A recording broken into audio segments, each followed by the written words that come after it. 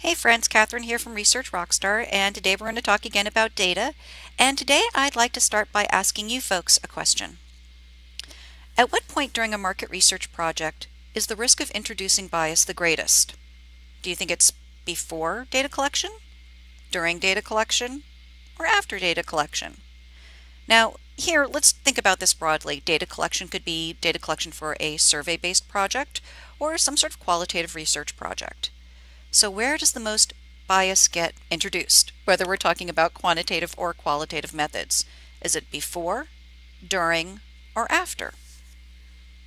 Well, clearly bias does get introduced at various points throughout the life cycle of a research project. Before we actually start data collection, there could be some bias that gets introduced during the hypothesis generation process. Whether we are doing quantitative or qualitative methods, we will at some point have some ideas about hypotheses, even if they're very preliminary hypotheses.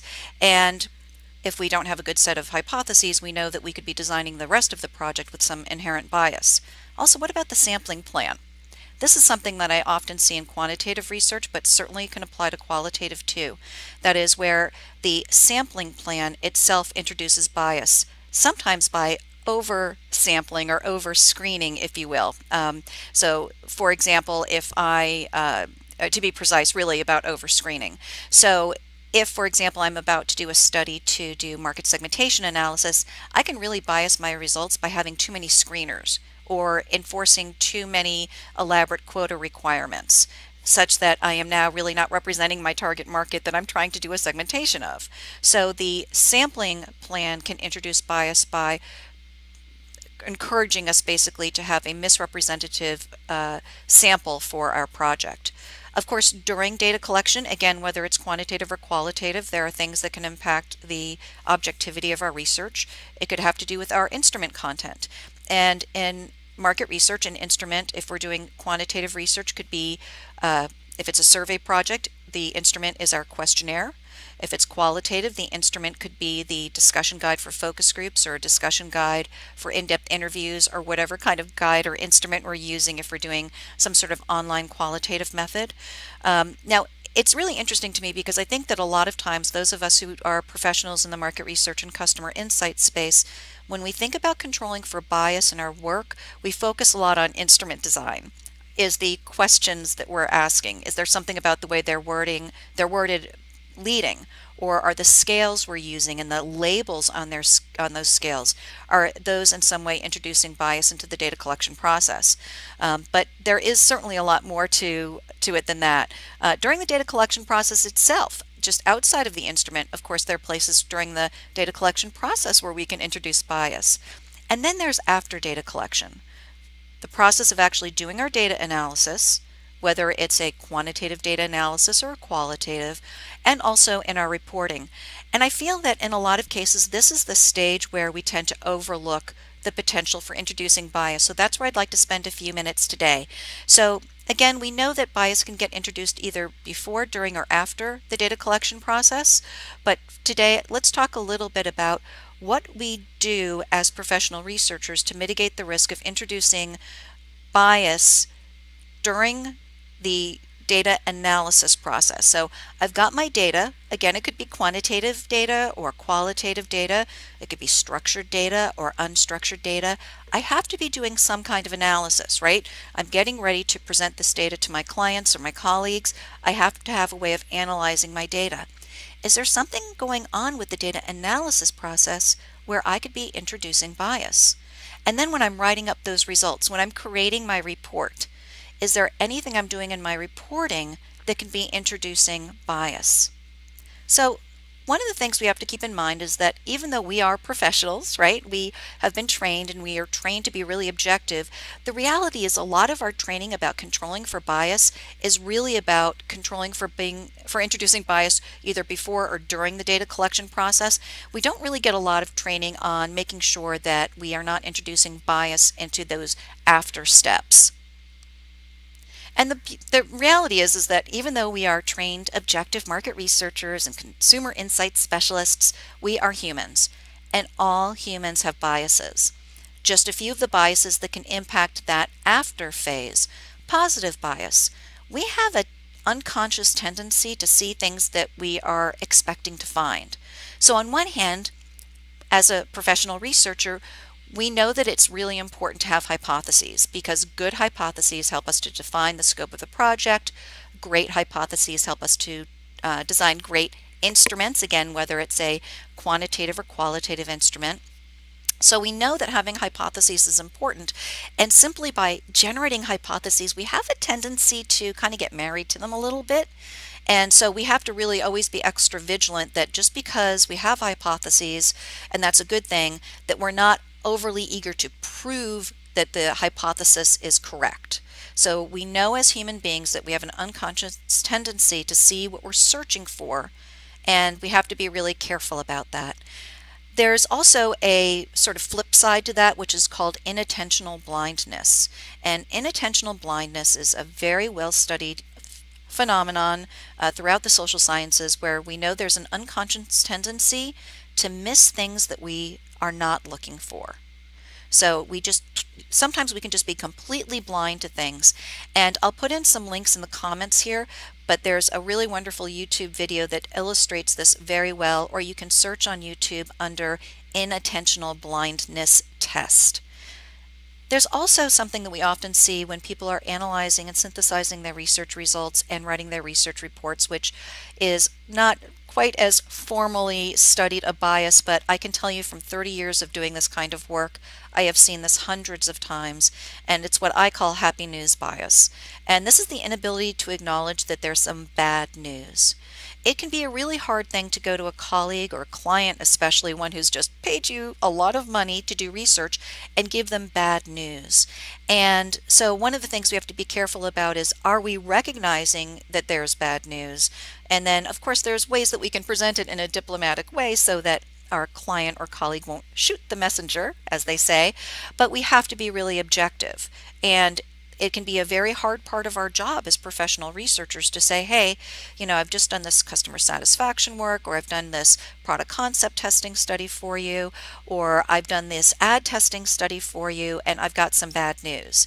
So these are just 3 of the kinds of bias that get introduced during our analysis and reporting phases of the research.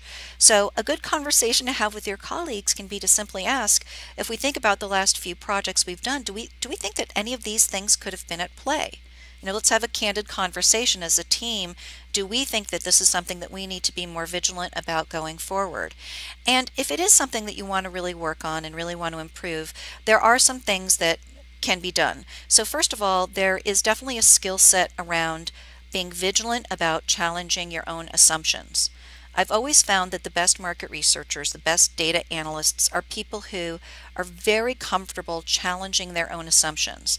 So if you see that you are writing up results or presenting results that really matched your expectations for the results or confirmed what you were, thinking was going to happen a little too neatly, that's an opportunity where you have to have that vigilance and self-awareness to say, I need to challenge myself, because this is just too neat a package. I went into this research expecting to find 5 things, and I found all 5 of them. That's a big red flag. A good way to do this, of course, is to be rigorous in how you do your analysis and synthesis. And when I say analysis, I'm not just talking about statistical analysis, because statistics is one thing, but to be able then to synthesize that at a more human level is something a little bit different, right? To be able to present that to your readers and to your audience. And also it applies to qualitative research too. And this is why I'm a big fan of structured analysis. And anybody who's taken any of the research report writing courses at Research Rockstar knows that we always teach structured analysis approaches, because structured analysis is the best way to make sure that you're not relying too much on your personal interpretation. By using structured analysis approaches, it introduces a form of rigor so that you're not just winging it on your analysis and synthesis, but you're really having a structured way of making sure that you are being extremely objective and thorough in what you're presenting. Part of the challenge for some teams also has to do with the members of the teams.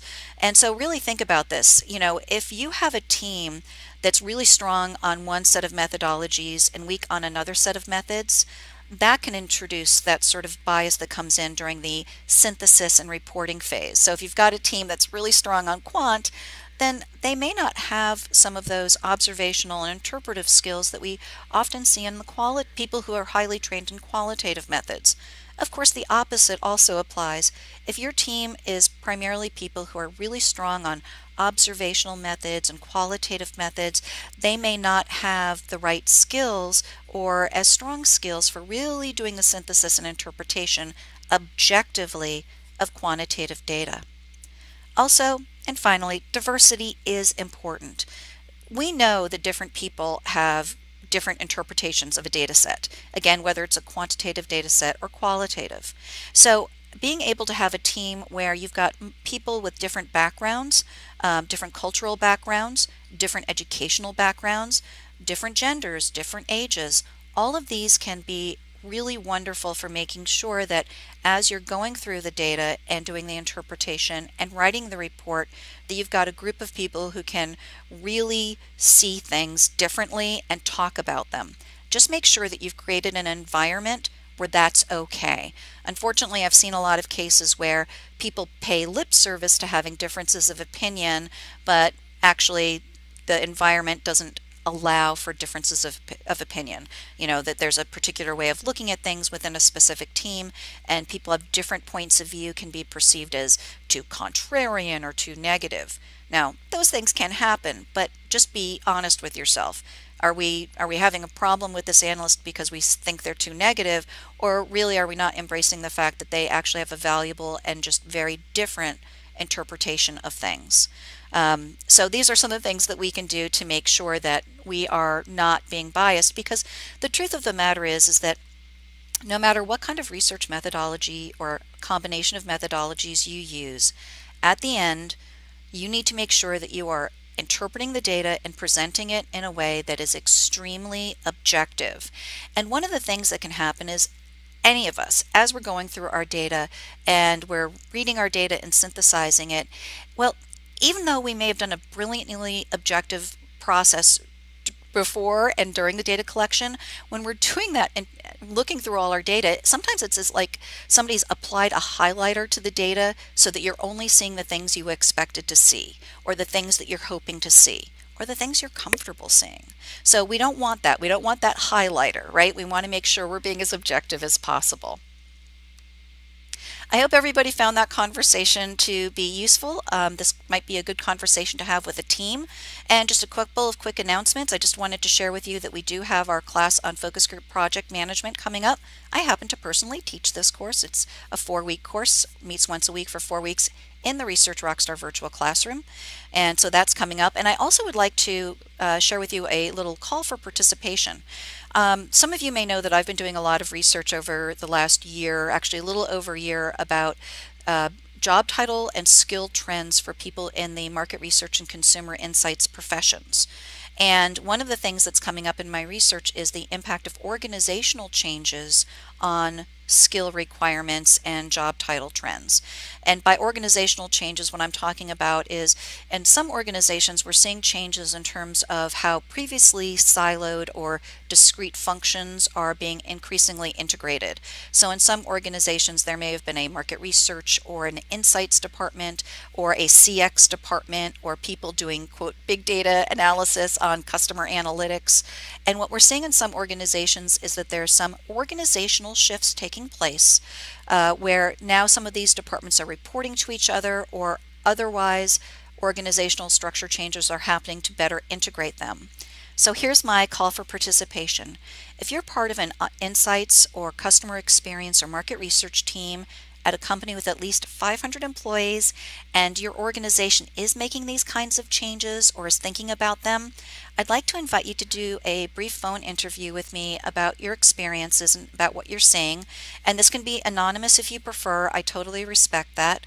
But if you would be interested in participating in this research, please do contact me at my email address, which you can get off the YouTube video, or you can contact me off of the Research Rockstar website, and just send me a couple of dates and times that might work for you, and I'm sure we'll be able to work it out.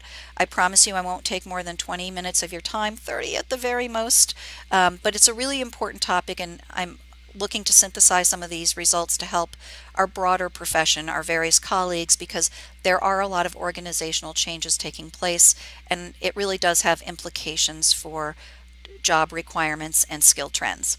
So again, thanks for your interest. I look forward to connecting with you in the future.